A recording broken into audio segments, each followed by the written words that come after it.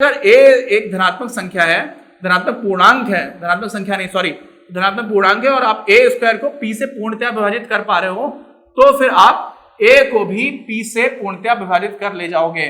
और ये वो प्रिंसिपल है जिसको हम लोग यूज करेंगे। और अब हमें यहीं पर एक बीच में बहुत छोटा सा सवाल दे दिया गया है। कभी कभी बोर्ड हमारे साथ मजाक कर देता है और हमें बहुत रियायत दे देता है, और उसी में एक रियायती सवाल है जिसमें बोला गया है 6, 72 और 120, इनका आप क्या निकाल दो, लासपा निकाल दो और मासपा निकाल दो। ठीक है, और कैसे निकाल दो, सामान्य गुणनखंड करके। तो ये तो मैं बचपन से पता है, 6 क्या होता है 2 गुणे 3। ये हम लोगों ने कैसे लिखा, ये भी लिखा इसी प्रमेय के हिसाब से है, क्योंकि एक भाज्य संख्या को आप दो अभाज्य संख्याओं के गुणनखंड, जो गुणनखंड है उनके गुणन के रूप में लिख पा रहे हो। 72 क्या हो जाएगा, 72 हो जाएगा 2 गुणे 2 गुणे 2 गुणे 3 गुणे 3। 120 क्या हो जाएगा 2 गुणे 2 गुणे 2 गुणे 3 गुणे 5। अब आपने एक बार गुणनखंड लिख दिया ना, तो फिर लासपा और मासपा लिखना बहुत आसान हो जाता है। ऐसा करता हूँ, लासपा नीचे लिख देता हूँ, लासपा तो भी थोड़ा सा बड़ा होता है, मासपा तो बहुत ही छोटा है। मासपा में क्या करते हैं, हम जितनी भी संख्याओं को मासपा निकालना है उसमें हम देखते हैं कि क्या क्या कॉमन है। तो यहाँ पर एक 2 है, यहाँ पर एक 2, यहाँ पर एक 2, यानी कि 2 तो तीनों में है, और जो तीनों में है वहीं से हम एक बार उठाएंगे। तो ये क्या हो गया, 2 तो तीनों में है, और जो तीनों में है तो हमने उसको एक बार यहाँ पे लिख लिया।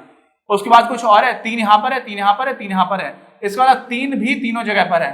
तो हमने क्या किया, 3 हमने यहाँ से उठा लिया। अब कहीं और कुछ ऐसा है, यहाँ तो कुछ बचा ही नहीं, 6 के बाद 6 में तो कुछ है ही नहीं, तो अब तीनों में तो कुछ हो ही नहीं सकता है, तो अब हमें और कुछ देखने की जरूरत ही नहीं है। और ये क्या हो जाएगा, मासपा 6। तो आपको ये उत्तर मिल गया।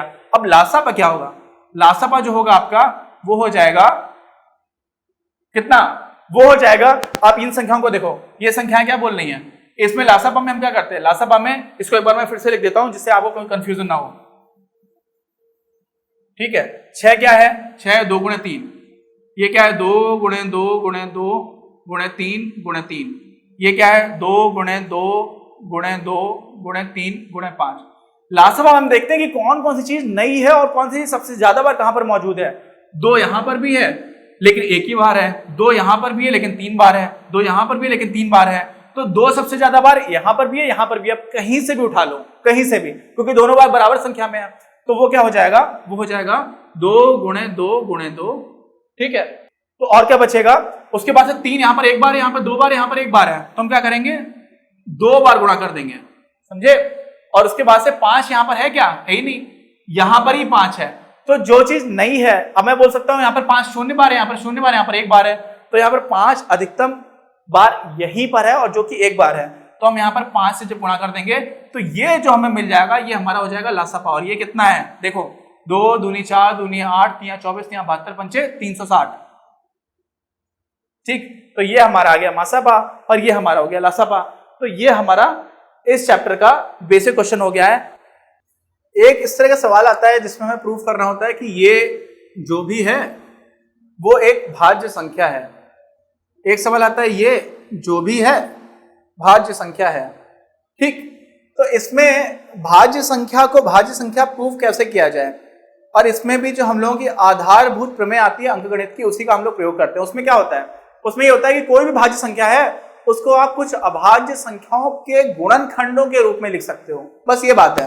तो अगर हम इन दोनों को अभाज्य संख्याओं के गुणनखंडों के रूप में लिख पाए तो हम प्रूफ कर देंगे कि ये भाज्य संख्या है। ठीक है, अब एक बात है, कई लोगों को ये देख करके समझ में आता है कि यार ये कहाँ एक संख्या है, ये कहाँ संख्या है, ये तो कुछ कुछ लिखा हुआ है, 7 भी है इसमें, 11 भी है, 13 भी है, और फिर 13 को जोड़ा भी क्या है।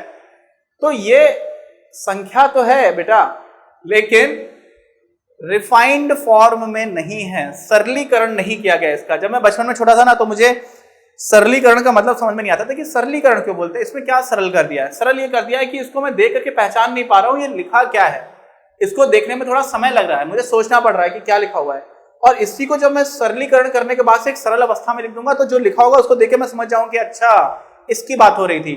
तो इसीलिए उस जो प्रक्रिया उसको बोलते हैं सरलीकरण। और सरलीकरण में होता क्या है, 7 से 11 में गुणा करेंगे कितना हो जाएगा 77, 77 में 13 से गुणा करेंगे तो क्या हो जाएगा 13 सत्ते 91 की एक हासिल लगी 9, 13 सत्ते 91 और 9 100, साथ में 13 जोड़ना भी है, 13 आपने जोड़ दिया, क्या मिल गया आपको 1014 मिल गया। यानी कि ये जो चीज लिखी हुई है ना ब्रैकेट के अंदर, कोष्ठक के अंदर जो कुछ भी लिखा हुआ है वो सारा का सारा वास्तव में 1014 था। इसको देख के मुझे तुरंत समझ में आ जाता है कि हाँ 1000 से बड़ी संख्या है, 1014 है, मैं समझ पा रहा हूँ कि क्या लिखा हुआ है। इसको समझने में थोड़ी सी देर लग रही थी और इसीलिए इस प्रक्रिया को जो बोला जाता है उसका नाम क्या होता है, सरलीकरण। अब सरलीकरण हमारे लिए डायरेक्टली यहाँ पर रिलेवेंट नहीं है, लेकिन कॉन्सेप्ट्स अपने क्लियर होते जाए इसलिए मैं ये सब चीजें साइड में बताता रहता हूँ।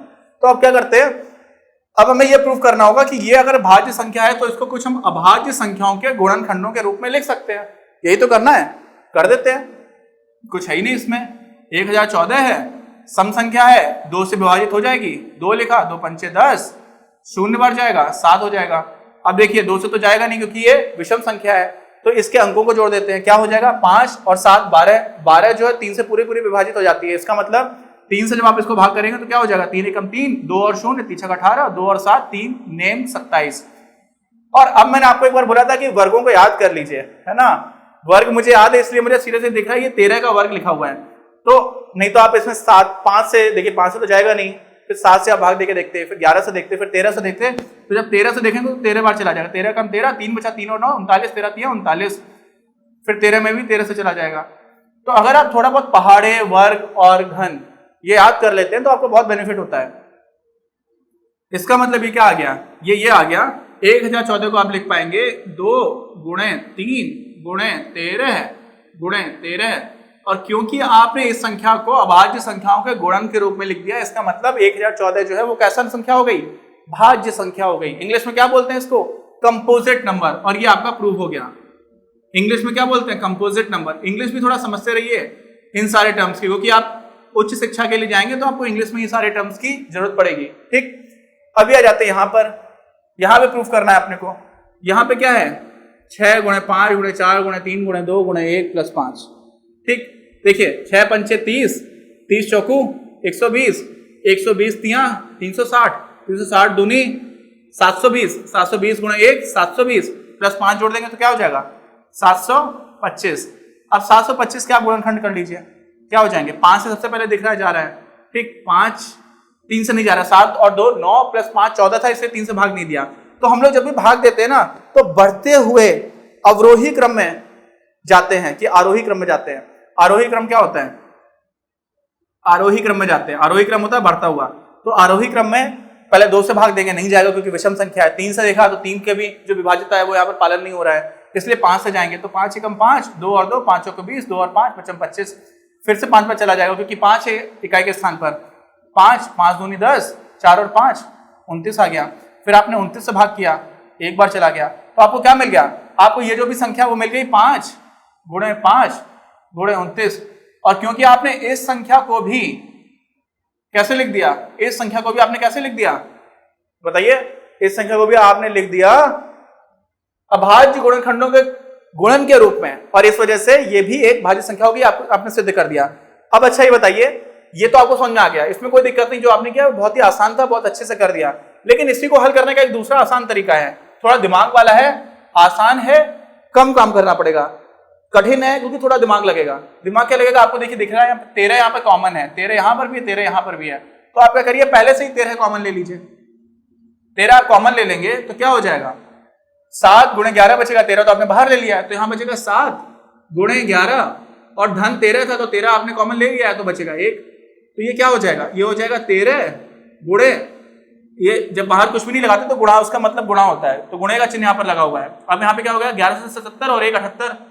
ठीक, अब यहाँ पे सिर्फ आपको 78 के गुणनखंड करने, और आपको याद है 13 6 78, तो इसको क्या हो जाएगा, 13 गुणे 13 6 78 होता है, तो 13 हो गया, बचा 6, और 6 को क्या लिख सकते हैं, 6 को ही हम लिख सकते हैं 13 गुणे 2 गुणे 3। ये आपका उत्तर आ गया। और ये देखिए यहाँ पे कितनी जल्दी मिल गया, यहाँ पे करने में हमें थोड़ा सा समय लगा था। ठीक है, अब इसी तरह से हम ये वाला प्रश्न भी बहुत आसानी से कर सकते थे। देखिए मैं आपको यहीं पे करके दिखा दूंगा। यहां पर क्या कॉमन है, यहाँ पे आपको 5 कॉमन मिल रहा है, तो आप क्या करो, पहले से ही 5 कॉमन ले लो। 5 कॉमन ले लोगे तो क्या बचेगा, 6 गुणे 4 गुणे 3 गुणे 2, और गुणे 1 लिखने का मतलब भी नहीं है क्योंकि 1 में 1 से गुणा करेंगे वही मिल जाएगा। प्लस 5 था, 5 आप कॉमन ले लिया तो बचेगा 1।